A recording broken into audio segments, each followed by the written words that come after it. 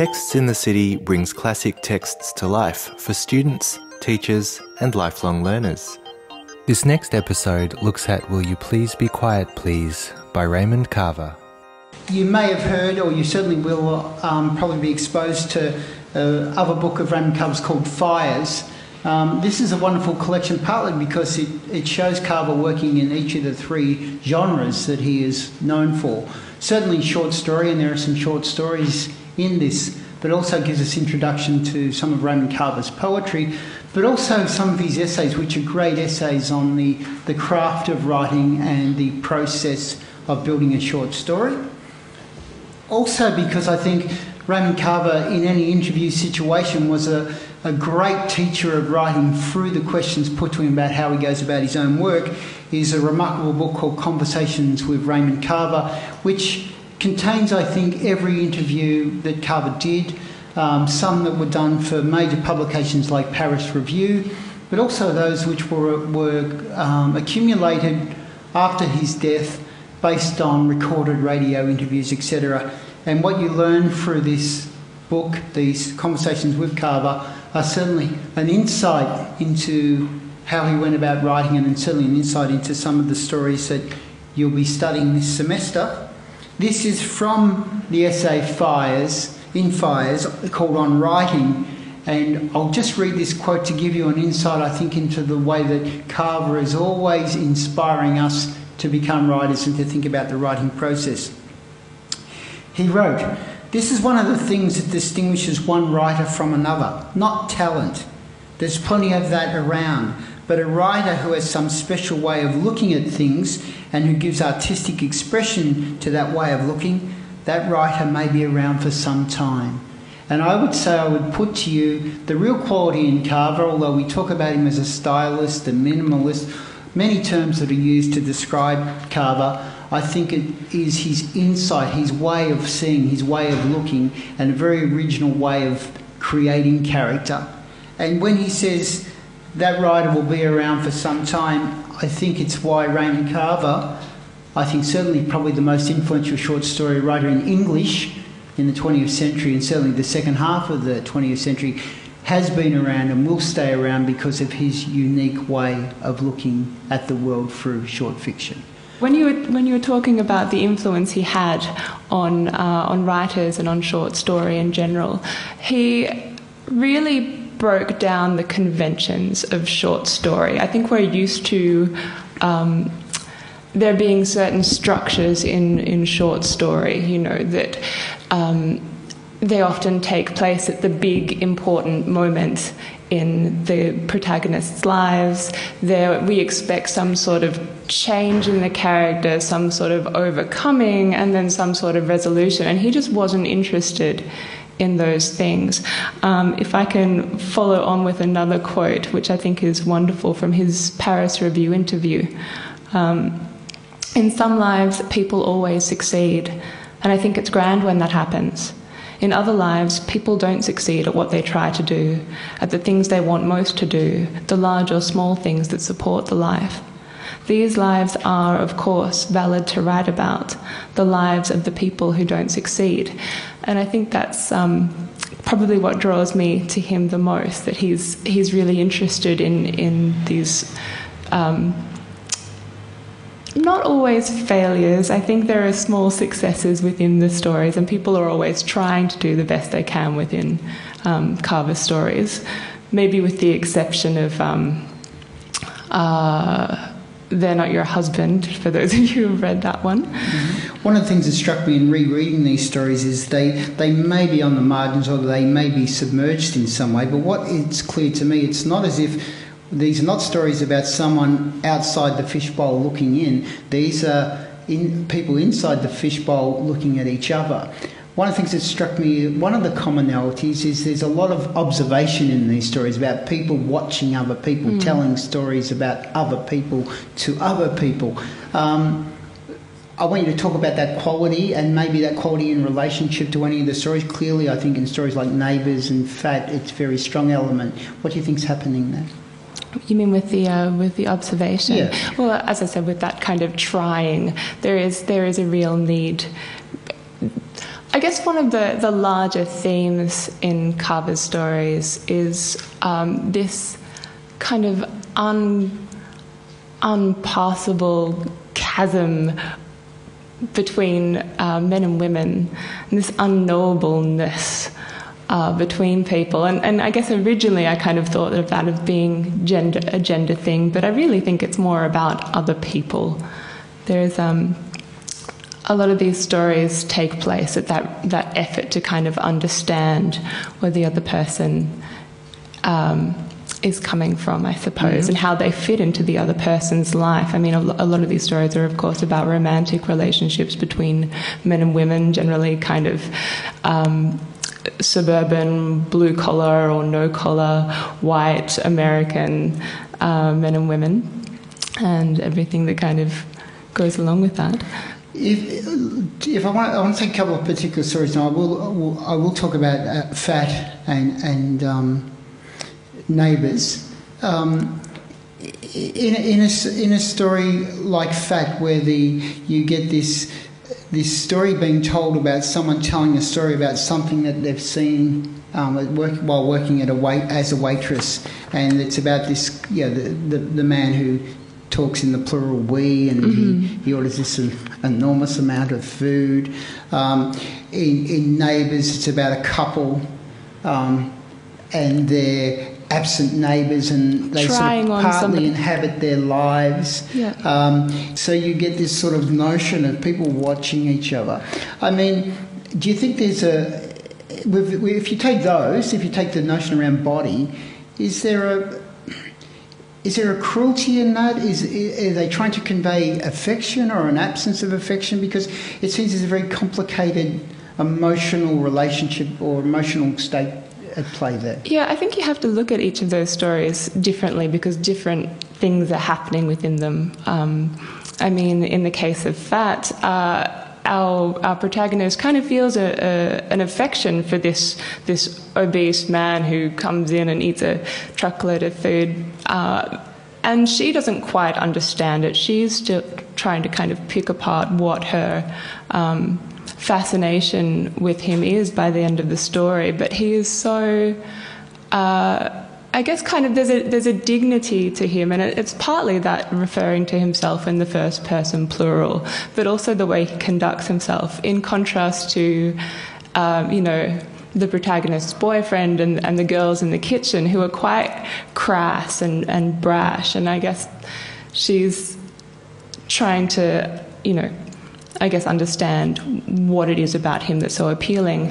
One of the questions asked in the study notes for this book is, what's the difference between a short story and a novel, and is one a lesser product?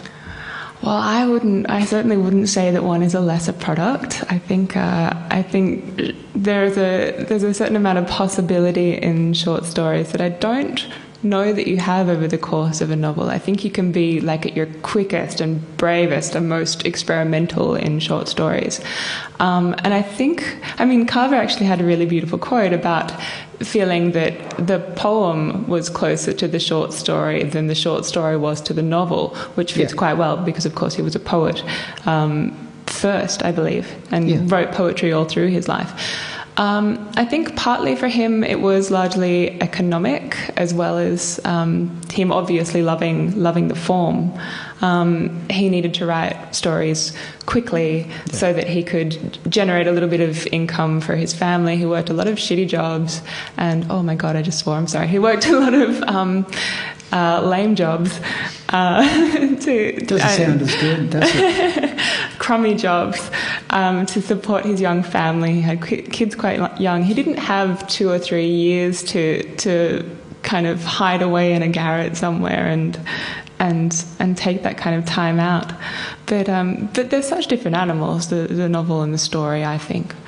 There are legendary stories, and certainly in the interviews, where Carver talks about having to pinch hit or steal a half an hour of writing time, and because he had young kids, he'd do it sitting in his car in the garage or out front of the house, or when he was at the laundry doing the diapers, as they call them, he would do some writing there. And I think it's interesting for both the form of poetry and short story. partly there's some pragmatism in that, I think, for someone who's busy. I understand that pragmatism, but I think unless you love the form or feel that this is the way or this is the form I can articulate my sense of creativity, you wouldn't do it just for pragmatic reasons. Well, no, certainly not towards the end of his life as well, where he had big advances from publishers who really desperately wanted a novel because novels tend to sell better. So he took money for a novel and then never wrote it. But he's somebody who works best at the term minimalism gets thrown around Carver a lot, and he hated that term. I think he thought it kind of smacked of a smallness of vision. He was a precisionist. He was a condenser. He wanted to say as much as he could within the smallest possible space, which I think you see in the case of a lot of fiction writers who also tend to write poetry as well. It's how dense can I make this? Yeah. I think one of the clear themes of this book would be, how do people cope with limitations? How do they cope with their limitations in relationships? How do they cope with the potential for not only disappointment but disaster in their lives? Because my sense of one of the strong themes is that while people are in these, and particularly in relationship to each other, they're in quite a precarious state. The relationships people are sharing are quite precarious.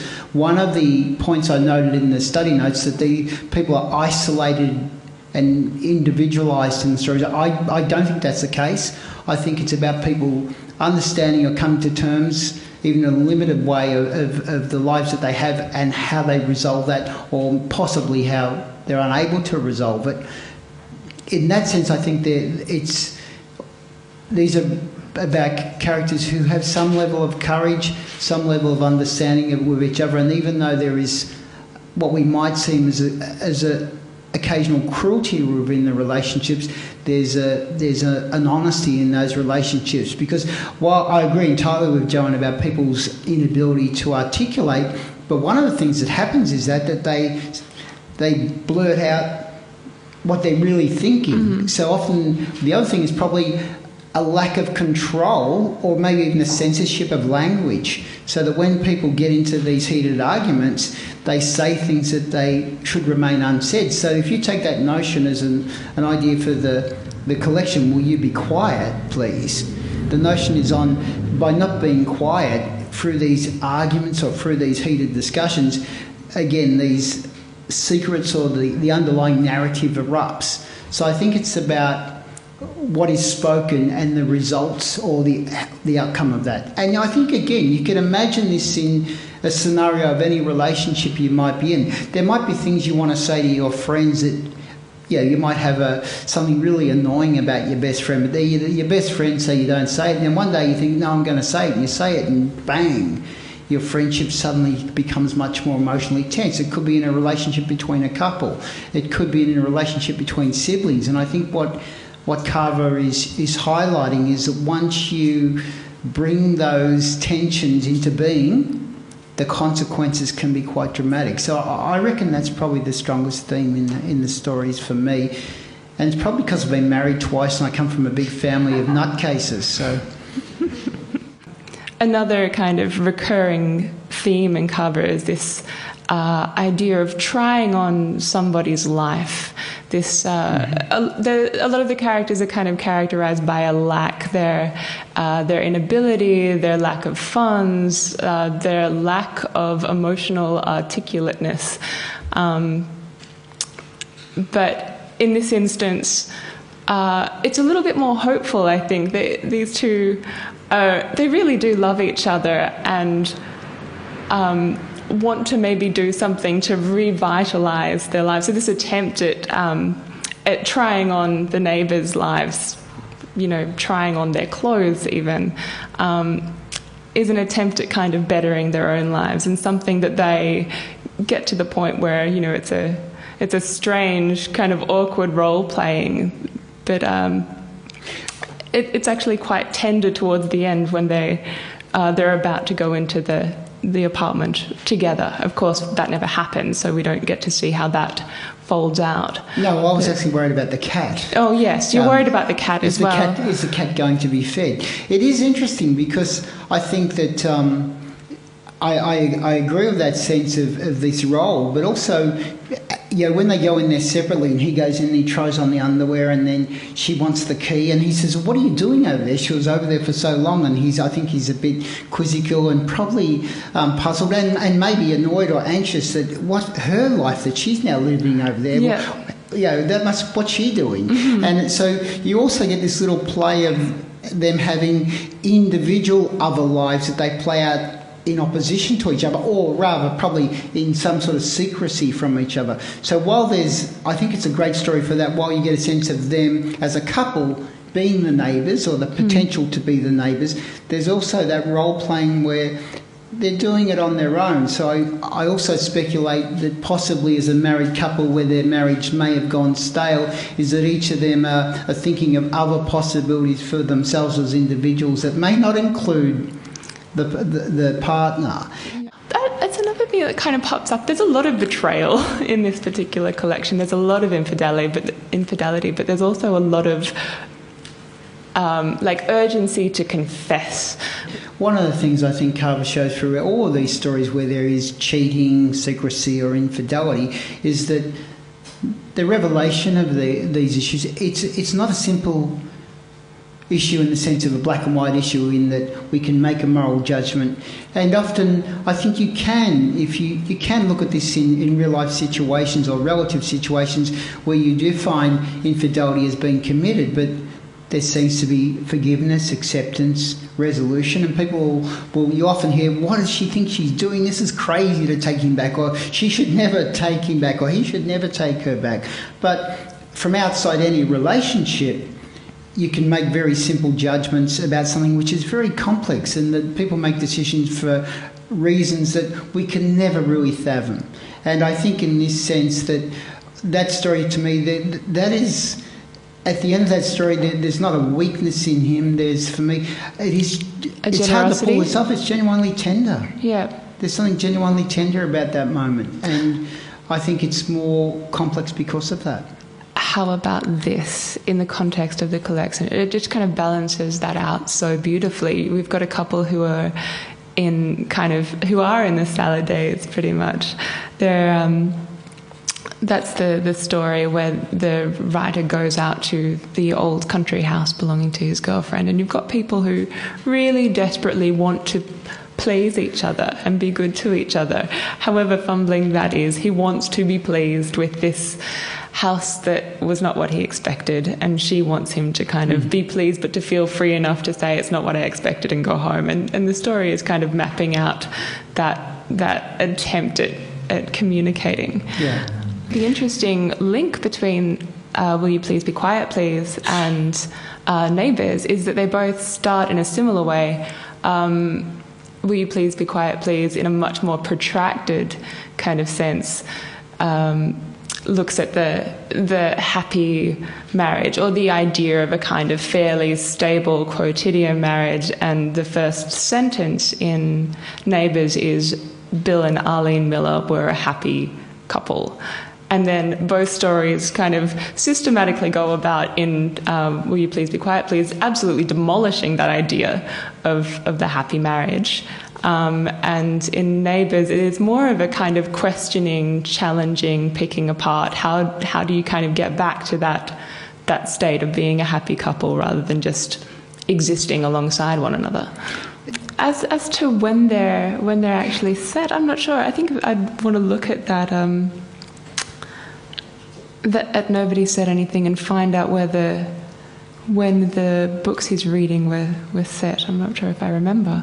I'm always using the word in question around nostalgia, because where we come from at university, nostalgia is a dirty word, particularly if you're a postmodernist. There's a non-Anglo understanding of nostalgia, which is much more complex and engaging. And certainly I think you really articulated again quite well that if you tie it to... when people try to evoke a sense of nostalgia, clearly it is trying to... It can be about a delusion, but I don't mean that in a negative way, of trying to reflect back on a time when things were better, when people were happier. So you try and evoke that sense. But for most people, it always fails. It never quite lives up to that expectation. It's dealt with very well in How About This as well, when the when Emily's kind of, taking the protagonist back to the house she grew up in, and there are the license plates nailed onto the door, and her stories about walking on the high rafters thinking maybe she would be a circus performer, but of course she turns out to be a painter. And that kind of nostalgia, I think to him is a little bit, there's a kind of uncertainty and trepidation and a bit of a fear. And I think that's tied into her, that place being her history, and how would he exist in a place that is so completely her history.